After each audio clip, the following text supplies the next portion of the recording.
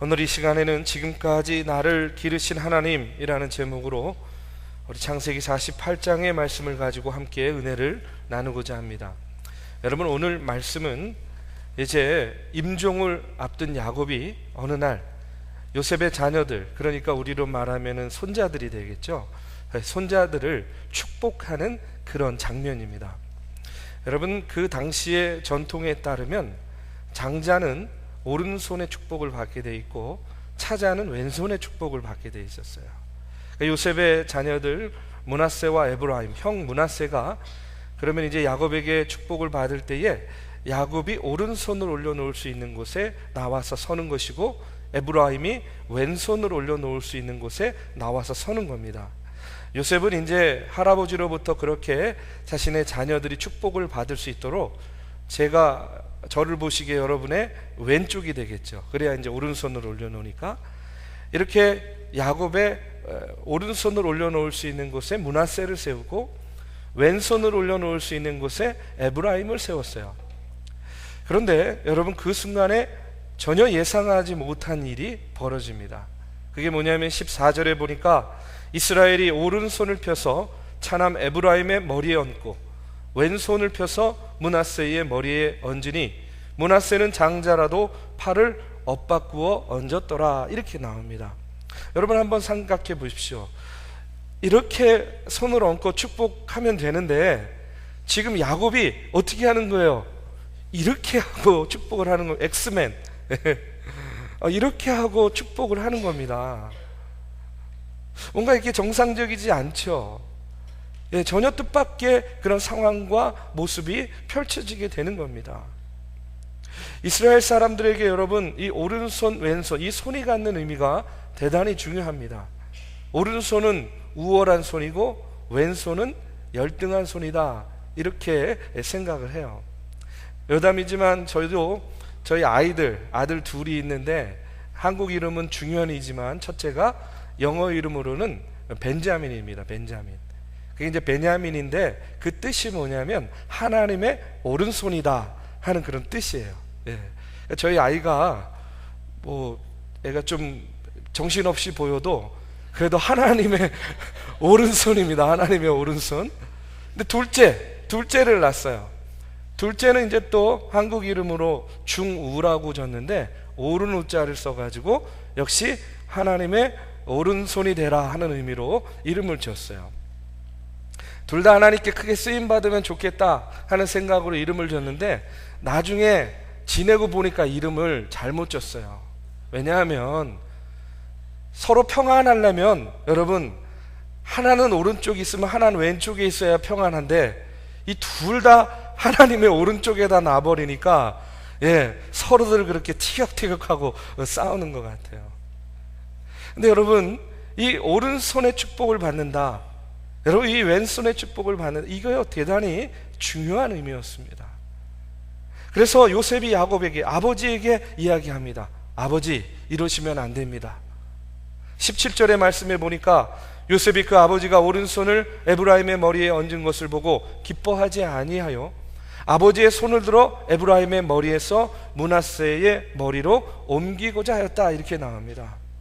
아버지, 이러시면 안 됩니다 하면서 이렇게 엇갈린 야곱의 손을 다시 이렇게 옮기려고 하니까 여러분, 야곱이요 이렇게 이야기를 하는 것을 보게 돼요. 19절에서 20절 말씀에 보니까 그의 아버지가 허락하지 아니하며 이르되 나도 안다 내 아들아, 나도 안다. 그도 한 족속이 되며 그도 크게 되려니와 그의 아우가 그보다 큰 자가 되고 그의 자손이 여러 민족을 이루리라 하고 그날에 그들에게 축복하여 이르되 이스라엘이 너로 말미암아 축복하기를 하나님이 내게 에브라임 같고 므낫세 같게 하시리라 하며 에브라임을 므낫세보다 앞세웠더라, 이렇게 나와요. 여러분, 야곱이 지금 노쇠했습니다. 임종을 앞두고 있습니다. 눈이 어두울 수도 있어요. 그런데 중요한 건 뭐냐면 노쇠했기 때문에, 눈이 어두웠기 때문에 실수로 이렇게 손을 잘못 엇갈려서 얹어서 축복을 한 게 아니라는 거예요. 나도 안다, 나도 안다 아들아. 여러분, 이 말씀을 보면 야곱이요 비록 육체적으로는 노쇠해서 눈이 어두웠을지 모르지만 그가 영적으로는 더 영안이 밝게 뜨여서 하나님께서 원하시는 뜻이 무엇인지, 하나님께서 앞으로 이 므낫세와 에브라임을 통해서 이스라엘 백성들에게 어떤 역사를 이룰지를 야곱은요 알고 있었다는 그런 이야기예요. 장차 이 아이들에게 있을 일과 이스라엘 백성들에게 있을 일을 그런요 이 축복을 통해서 예언을 하고 있는 겁니다. 여러분, 이 말씀 보면 야곱이요 요셉에게 나도 안다, 내 아들아 나도 알아, 이렇게 이야기를 하고 있는데, 과연 야곱이 이 순간에 자손들을 축복하면서 깨달은 그 알미란 도대체 무엇일까? 여러분, 15절의 말씀에 보면 그가 이렇게 고백을 합니다. 그가 요셉을 위하여 축복하여 이르되 내 조부 아브라함과 아버지 이삭이 섬기던 하나님, 나의 출생으로부터 지금까지 나를 기르신 하나님, 이렇게 이야기하고 있어요. 지금 야곱이 뭐라고 이야기합니까? 지금까지 나를 길러주신 분은 누구라고요? 하나님입니다, 이렇게 고백하는 거예요. 다른 말로 하면 나의 목자가 되시는 분은 하나님이십니다 하는 고백을 하고 있는 겁니다. 야곱이 이제 인생의 말년에 자신의 인생을 이렇게 돌아보면서 다시 한번 깨닫게 되는 거예요. 하나님에 대해서 분명한 인식을 갖게 되는 겁니다. 16절의 말씀에 보니까 나를 모든 환난에서 건지신 여호와의 사자께서 이 아이들에게 복을 주시오며, 이렇게 나와요. 지금 복을 주는 행위를 자기가 하고 있지만 궁극적으로 복을 주시는 분은 누구라는 겁니까? 여호와의 사자. 여러분, 야곱은요 그의 일생을 통해서 이 여호와의 사자를 만나고 하나님을 만나는 경험을 여러 번 했습니다. 베델에서도 여호와의 사자를 만났습니다. 삼촌 라반의 집에서 나올 때도 여호와의 사자의 인도하심을 받았어요. 야복강에서 여러분 잘 아시잖아요. 낑낑대면서 씨름은 누구랑 합니까? 여호와의 사자와 씨름합니다. 야곱은 하나님을 만나고 여호와의 사자를 인격적으로 만나고 그분의 역사를 그가 자신의 삶을 통해서 직접 경험한 사람이에요. 그 만남을 통해서 자신을 통한 하나님의 섭리를 어떻게 된 거예요? 깨닫게 된 겁니다. 알게 된 거예요. 그래서 지금 그 사자의 이름으로, 하나님의 이름으로 자신의 자손을 축복하고 있는 겁니다. 여러분, 이와 같은 야곱의 모습을 통해서 먼저 깨닫게 되는 것이 있어요. 그게 뭐냐면, 여러분, 내 삶의 주인이 나라고 생각하는 사람은요 하나님의 뜻을 발견하기 어렵다는 겁니다. 다시 한번 말씀드립니다. 내 삶의 주인이 나라고 생각하는 사람은 하나님의 뜻을 그 인생 가운데에서 발견하기 어렵다는 거예요. 여러분, 우리가 야곱의 삶 잘 알고 있지 않습니까? 야곱이요 자신이 자신의 삶의 주인이 돼가지고 발버둥을 치면서 살았어요. 여러분, 그럴 때 야곱의 삶이 어땠습니까?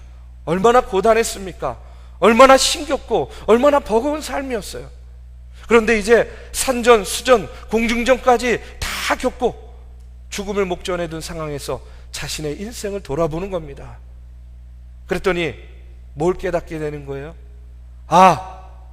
내가 내 인생 내 건 줄 알고 내가 몸부림치면서 살아왔는데, 그토록 고단했는데, 이제 내가 내 인생을 돌아보니까 하나님께서 출생에서부터 지금 이 순간에 이르기까지 나를 길러주셨구나, 하나님께서 나를 안위해 주셨구나, 여기까지 인도해 주셨구나 하는 것을 야곱이 비로소 깨닫고 알게 되었다, 이렇게 고백하는 겁니다. 제가 전에 이런 이야기를 들었습니다. 미국 달라스에서 목회하시는 우리 한국 목사님 가정에서 실제로 일어났던 일인데요, 이 목사님 가정에 아이들 둘이 있었어요. 5살짜리 4살짜리였는데요 목회를 하면서 아이를 키우는 일이 무척이나 힘들었답니다. 아이들이 워낙 활발해가지고요 잠시도 눈을 뗄 수가 없었다는 거예요. 그러다 보니까 아내도 지치고 목사님도 지치게 되는 거예요. 자녀를 주신 하나님께 감사하는 마음이 점점 없어지기 시작하면서 아유, 얘네들 좀 빨리 커가지고 그냥 목회 좀 이렇게 신경 안 쓰고 목회에만 전념하면 좋겠다, 이런 마음을 갖게 됐대요.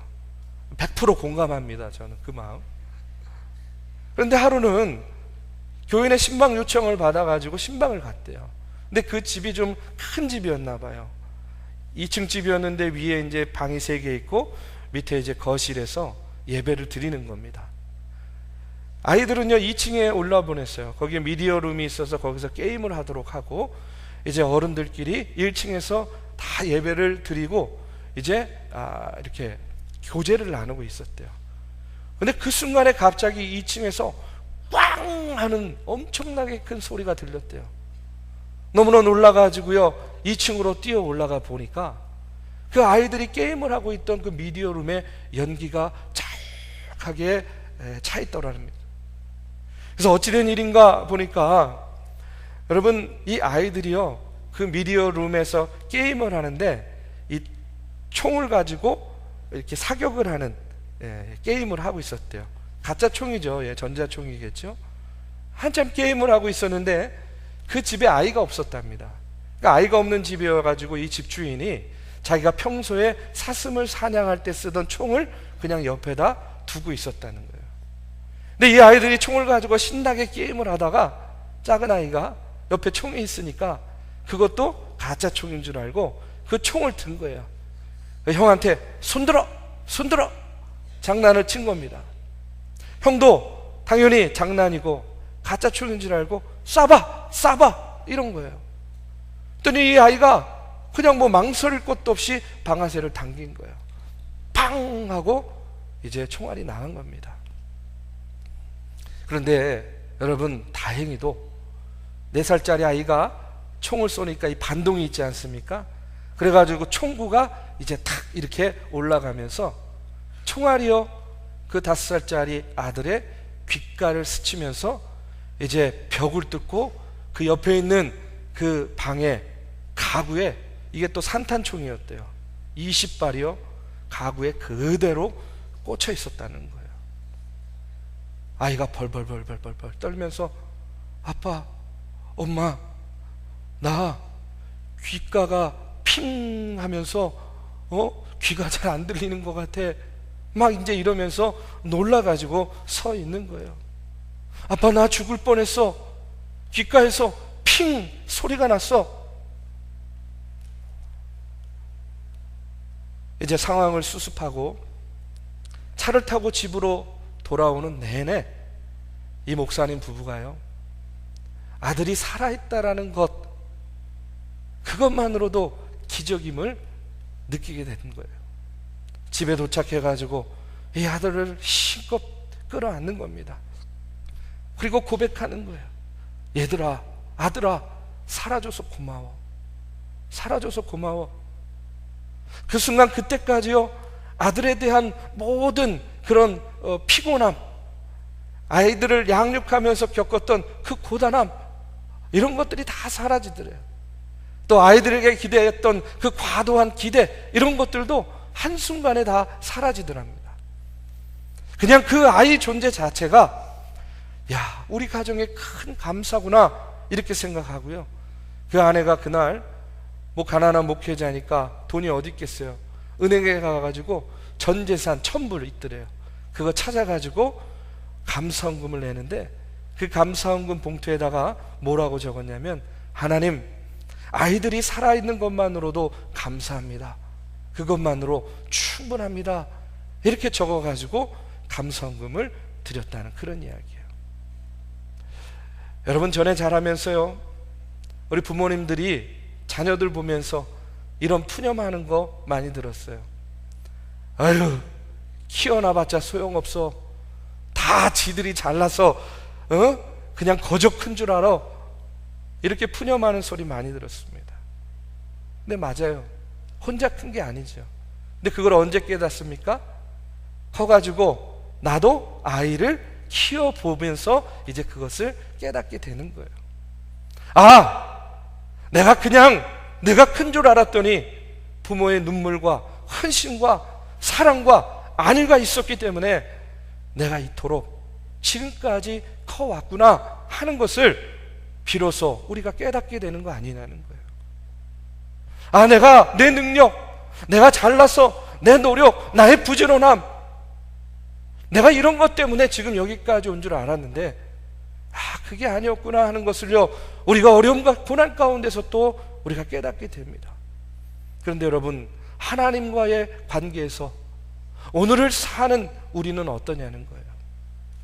여러분, 우리가 혼자 잘나서, 우리의 능력이 뛰어나서, 여러분 우리의 상황과 환경이 받쳐줘서 우리가 여러분 혼자 큰 줄로 착각하면 결코 안 된다는 겁니다.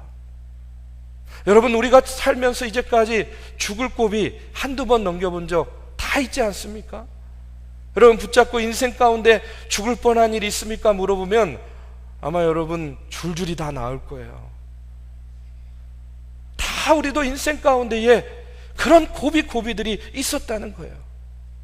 오늘 야곱이요, 그 인생의 마지막 순간에 그걸 깨닫는 겁니다.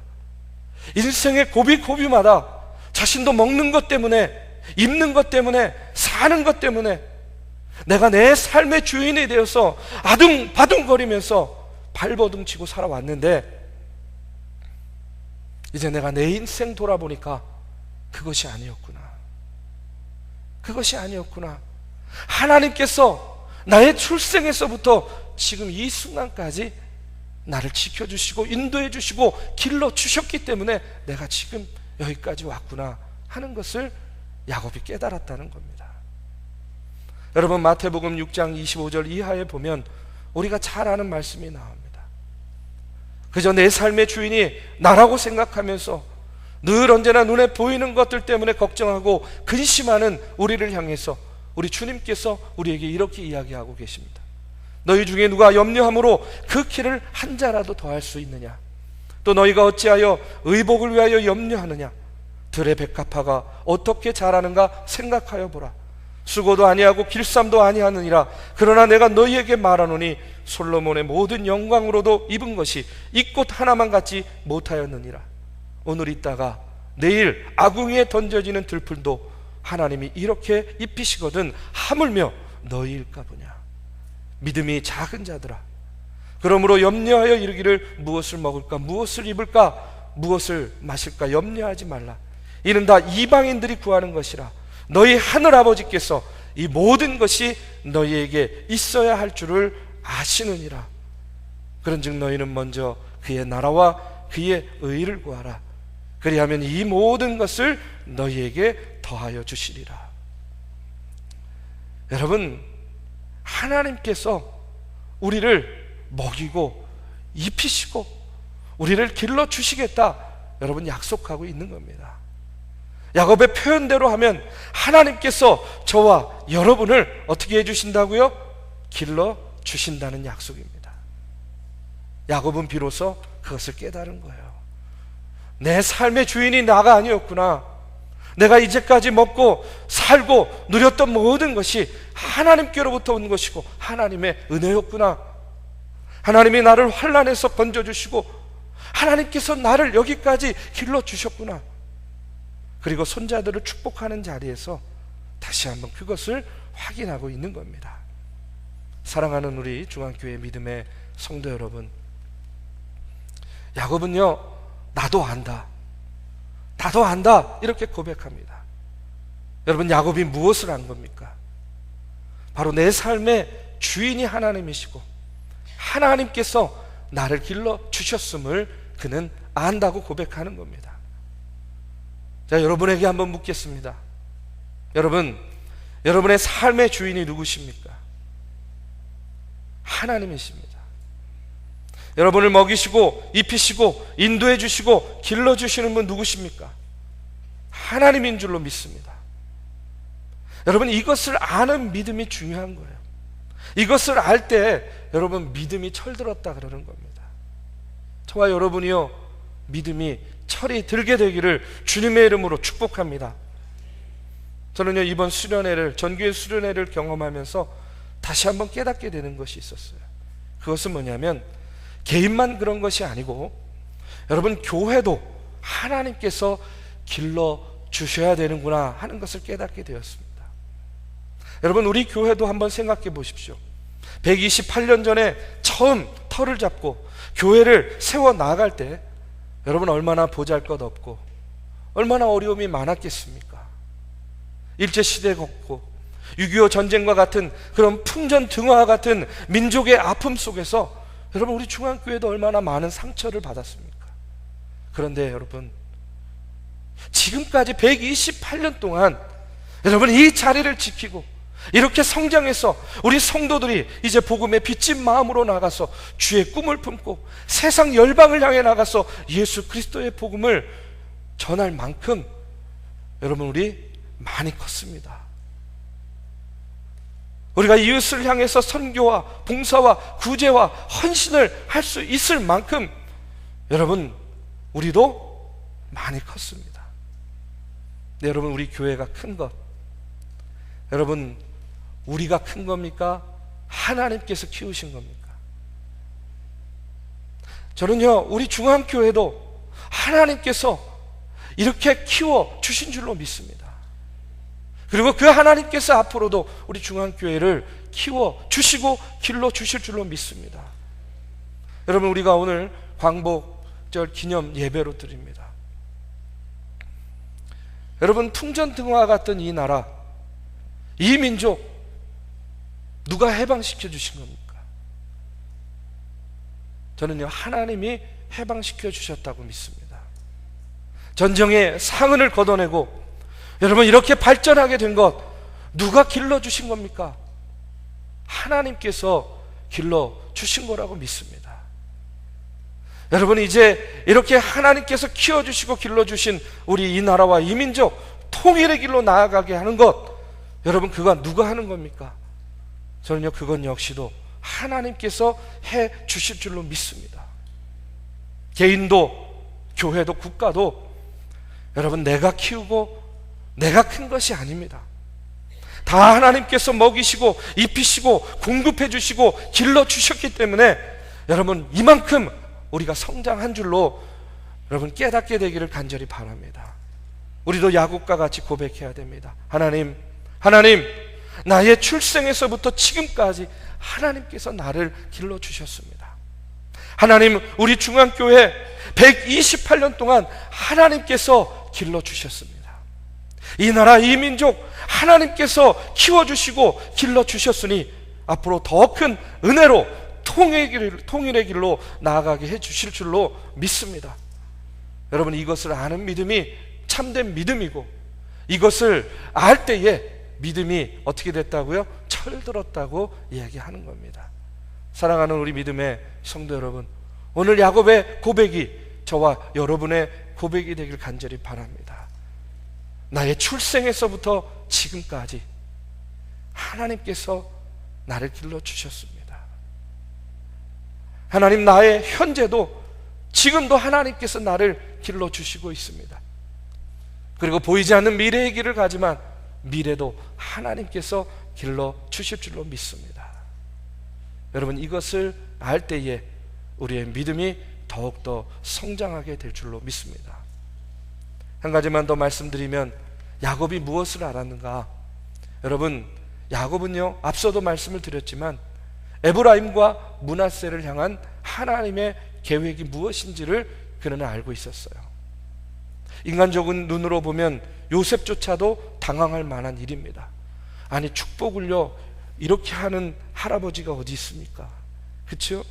장자와 차자를 바꿔서 손을 얻는 그런 할아버지가 어디 있냐고요. 그런데 이 순간만큼은 야곱이 요셉보다 더 영안이 열려 있었던 거예요. 야곱이 본 하나님의 뜻, 그 하나님의 뜻이 장남이 아니라 차남을 축복하게 하신다 하는 것을 그는 알고 있었다는 거예요. 므낫세도 크게 되겠지만 앞으로 에브라임이 더 크게 하나님께 이스라엘을 위해서 쓰임받을 것이다 하는 것을 그가 알았던 겁니다. 실제로 여러분, 여호수아가요 에브라임 지파입니다. 우리가 잘 아는 북이스라엘의 왕 여로보암도 에브라임 지파예요. 므낫세 지파는 갈라져요. 둘로 갈라져 가지고 한 반은요 요단 서편 지역에 살아요. 갈라지다 보니까 므낫세 지파는요 힘이 별로 없었어요. 야곱은 이런 사실을 미리 내다보고 있었기 때문에 그 손을 어긋나게 해서 하나님의 뜻 가운데의 자손들을 축복하고 있는 겁니다.